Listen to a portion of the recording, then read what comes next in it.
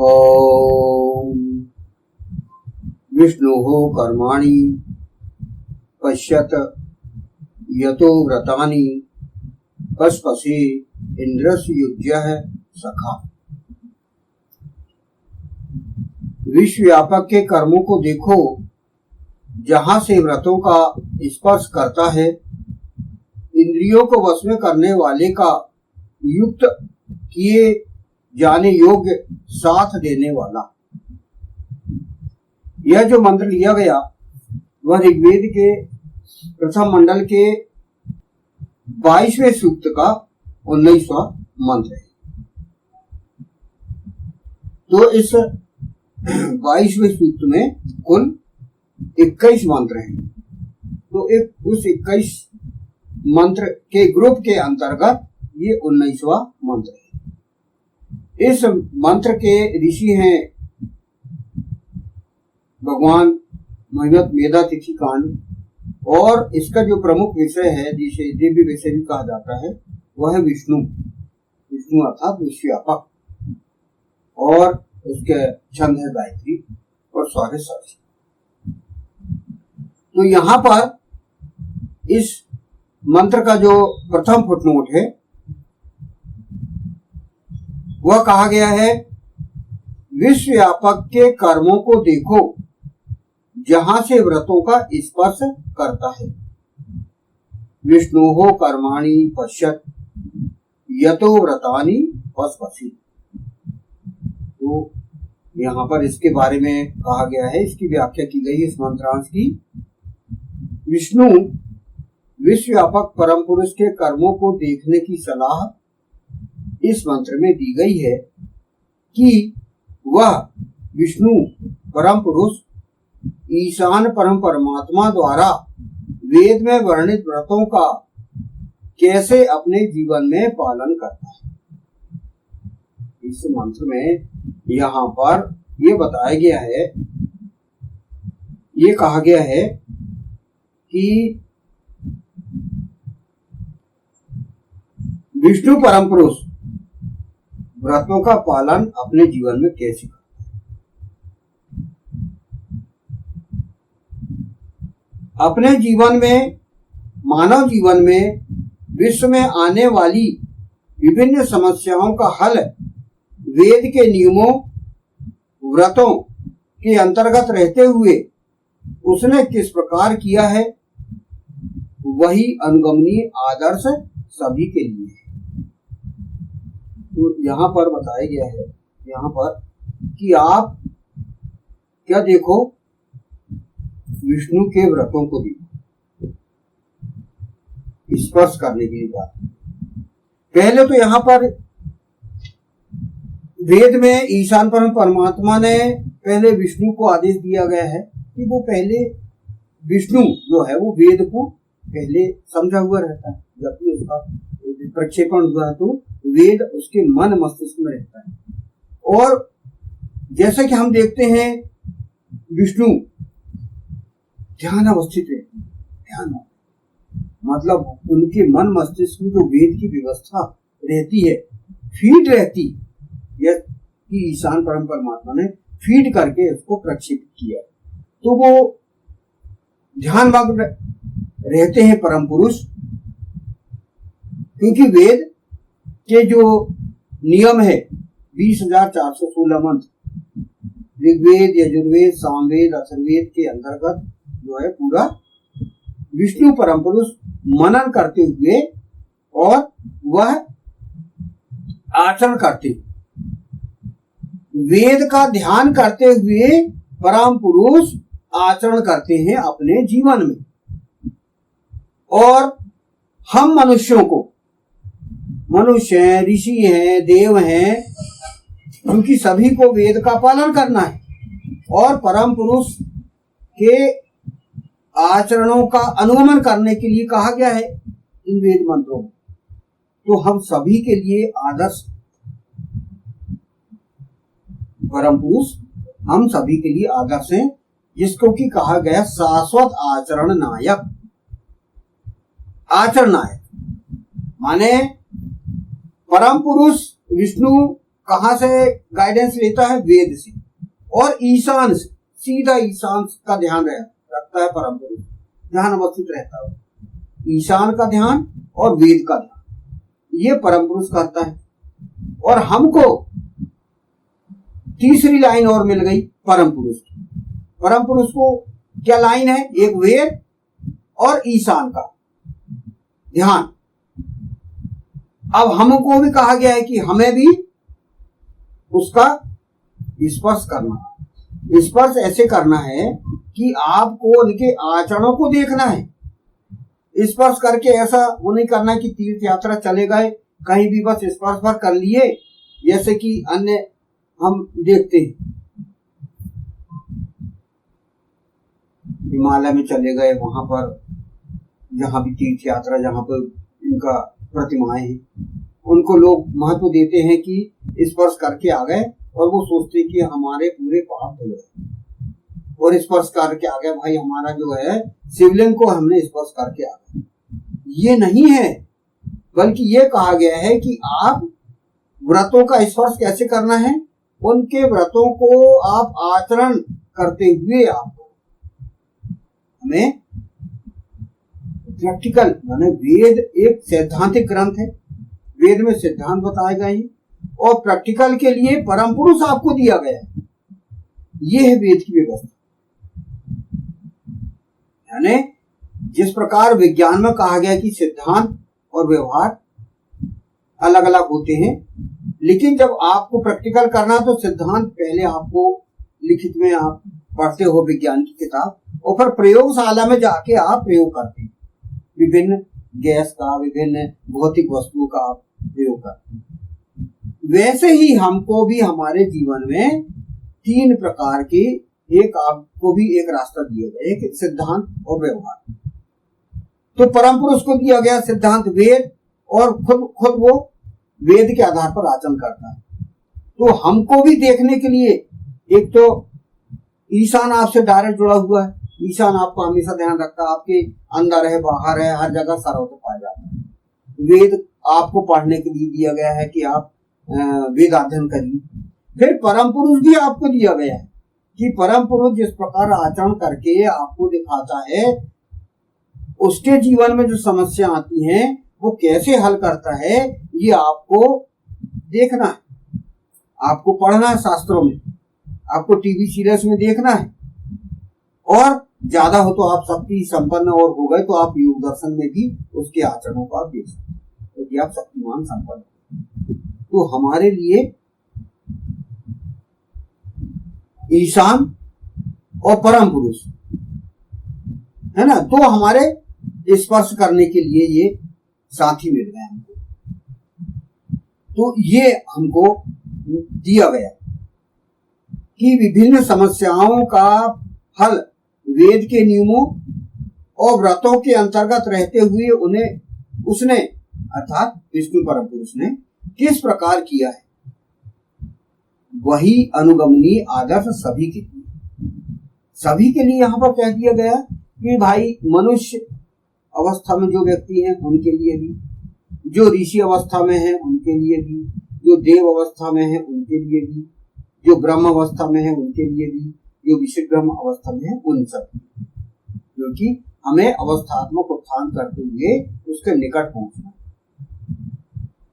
तो स्पर्श करना है मतलब हमको उसके आचरणों को देखना है, आचरणों पर नजर रखना है, आपको बार बार देखना है कि वो किस प्रकार परम पुरुष ने कैसे अपनी जीवन में आई समस्याओं का हल किया। कई प्रकार के टिपिकल समस्याएं उनके जीवन में आई और किस प्रकार से उन्होंने हल किया, ये आपको आपके जीवन में भी सीखना है। ये मतलब हमारे लिए साथ में ईशान परम परमात्मा, फिर वेद और परम पुरुष, ये हमको तीन आपको लिंक मिल गए, और उन लिंक के मतलब स्पर्श करते हुए सभी को आपको स्पर्श करना है। ईशान का अनुभव आपको महसूस करना है ना, ईशान का अनुभव आपको महसूस करना, ध्यान अवस्थित आप रहो तो उस ईशान की महिमा को समझना। फिर वेद को स्पर्श करना, वेद आपके पास लिखा हुआ है, टेक्स्ट के रूप में आपको लिखित लिखा हुआ, आप उसको पढ़िए, स्पर्श करते हुए पढ़िए। अपन यजन में उसको चूमते हैं, सिर आंखों पे रखते हैं, ये आप स्पर्श करिए। फिर परम पुरुष का जो आचरण है उसको पढ़िए, शास्त्रों में जो वर्णित है ना, और जो उसने उसके जीवन में समस्याएं आई है वो कैसे हल करा उसने, वो आप देखिए। और आपके जीवन में भी आएंगे जो समस्या, वो कैसे आप हल कर सकते हो, ये उसके इतिहास से आप देखिए। तो स्पर्श आपको ये आज के तीर्थ यात्रा से संबंधित नहीं है, ये आपको आपके दिल में, हृदय से स्पर्श करना है, ये मतलब। अगला फुटनोट है इसमें, इंद्रियों को वश में करने वाले का युक्त किए जाने योग्य साथ देने वाला। इंद्रस युज्य है सखा, इसकी व्याख्या यहां पर की गई है। इंद्रस युज्य है सखा, इंद्रियों को वश में करने वाले व्यक्ति से परम पुरुष विष्णु कभी भी अलग नहीं होता। वह हमेशा इंद्रियों को वश में करने वाले व्यक्ति से जुड़ा हुआ रहता है। प्रत्येक समस्या में वह इंद्र की मदद व पथ प्रदर्शन करता है। ईशान परमात्मा भी इंद्रियों को वश में करने वाले व्यक्ति से जुड़ा रहता है तथा उसके मित्र साथी सखा की तरह उसका साथ प्रत्येक परिस्थिति में अनिवार्य रूपेण दिया करता है। तो यहाँ पर ये बताया गया है कि जो व्यक्ति इंद्रियों को वश में करता है, जिसने ये प्रण ले लिया, प्रण कर लिया कि भाई मैं अपनी इंद्रियों को वश में करूंगा, तो उसका साथ ईशान और परम पुरुष दोनों। परम पुरुष का साथ तो ईशान हमेशा देता ही है, और हमारे लिए हमारा सखा के रूप में वो साथ देता है। ईशान आपका दोस्त है, मित्र है, सखा है, ये आपको देता है, क्योंकि हमेशा हमारे चारों तरफ है ईशान परम। और परम पुरुष भी यानी हमारे मन मस्तिष्क में है, इतिहास के रूप में है, और तरंगों के रूप में परम पुरुष आपके साथ भी।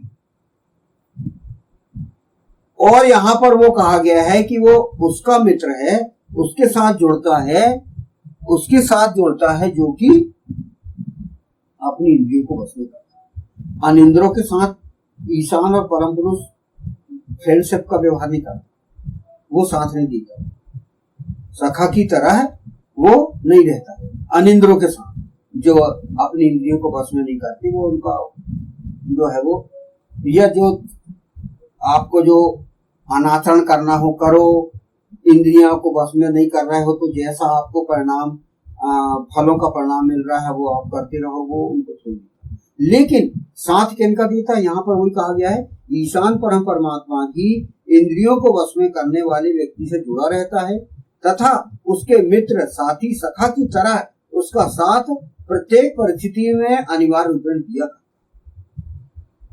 ये तो पहले ईशान परम परमात्मा ने इस मंत्र के आधार पर परम पुरुष को भी आदेश दे दिया कि तुम इंद्रियों को वश में करने वाले का साथ रहो, सखा बनो, बनाओ उसको, उनको मित्र बनाओ, फ्रेंड बनाओ। फिर हमारे लिए दो, मतलब परम पुरुष के साथ तो एक ही साथी है ईशान, और हमारे साथ दो साथी हो गए, ईशान तो है ही, साथ साथ परम पुरुष भी हो। यदि हम अपनी इंद्रियों को वश में करने वाले हैं, यदि हम इंद्र हैं तो, यदि हम इंद्र हैं तो, है ना, तो वो हमारा दोस्त बन जाता है।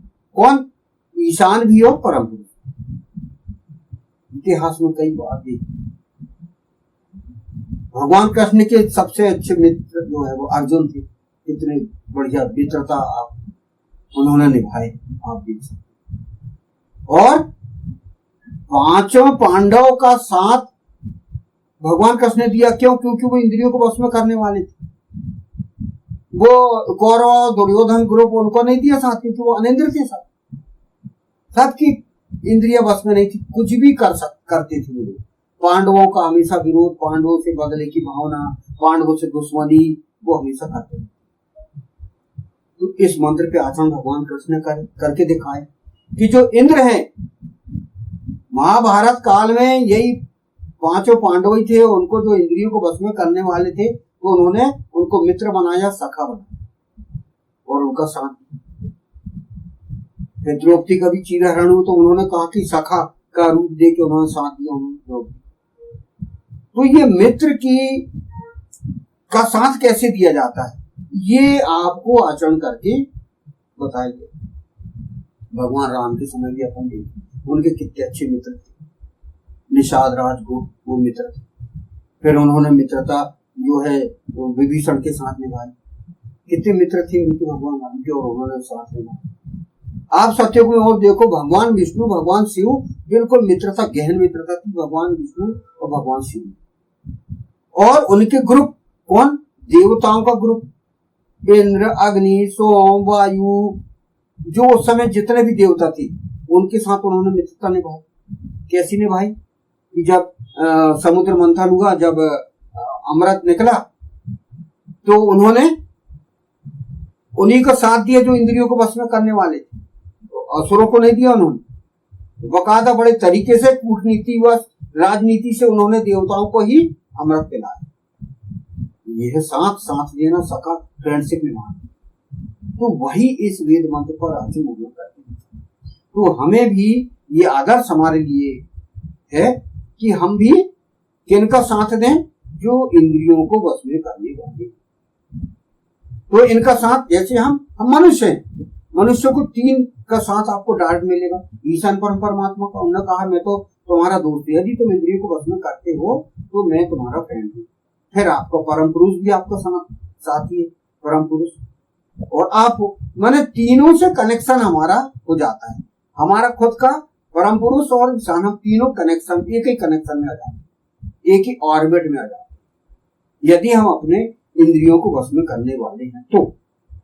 इसलिए वेद में बार बार इंद्र इंद्र इंद्र बार बार कहा गया है। 4000 से ऊपर जो उच्चारण है, शब्द हैं, वो इंद्र के बारे में आ गए, बार बार इंद्र इंद्र के बारे में। इसीलिए कहा कि सबसे पहले हम अपनी इंद्रियों को बस में करें, इंद्रियों को आप अपने बस में करें और उस आधार पर आप वेद पर आचरण करें। यदि हम अच्छी प्रगति चाहते हैं, स्थायी प्रगति चाहते हैं, तो आपको ये ध्यान रखना पड़ेगा। तो इस प्रकार इस मंत्र में ये कहा गया है, विश्व व्यापक के कर्मों को देखो, जहां से व्रतों का स्पर्श करता है, इंद्रियों को बस में करने वाले का, युक्त किए जाने योग्य साथ देने वाला।